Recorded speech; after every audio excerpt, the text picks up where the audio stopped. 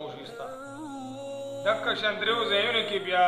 دروغ ویل جایز دی یو کافر ته دروغ ویل چې مؤمنان د می حلول لخر دی او ډېر کسان دي راسه ډېر اسلحه راسه کافر دروغ ویل جایز دی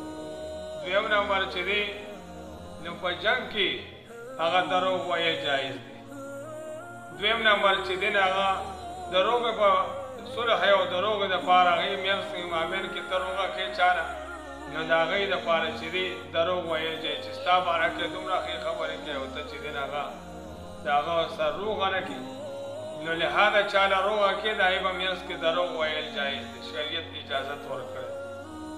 او دریم نمبر چې دی ښځې ته دروغ ویل جایز دی مطلب ښځه ته وایي ما له دا راړه او ډېر لوی لوی فرمایشونه کوي ډېر ګران ګران څیزونه درته یادوي یا صحیح ګناه مطالبه کوي ته ورته ټال مټول کړي او هغې ته دروغ وایي نو دا تاله جایز دی چې دا هغې سته دغه دروغ ورته ووایي لهذا دا درې ځایونو کې دروغ روا شو یو دا کافر ده او دویم نمبر دا چې د روغې په منځ کې او دریم نمبر ښځې ته او بیا دغه شان د دریو څیزونو به خیال ساتي یو د قرض الله هر څه معاف کوي لیکن قرض نه معاف کوي دا یو بنده حق در باندې دی دویم د فرض دا به خامخا ادا کړي د دې به خیال ساتي او دریم نمبر مرض دی د دې به خیال ساتي الله تعالی موږ په دې خبرو باندې رضا شي الله دې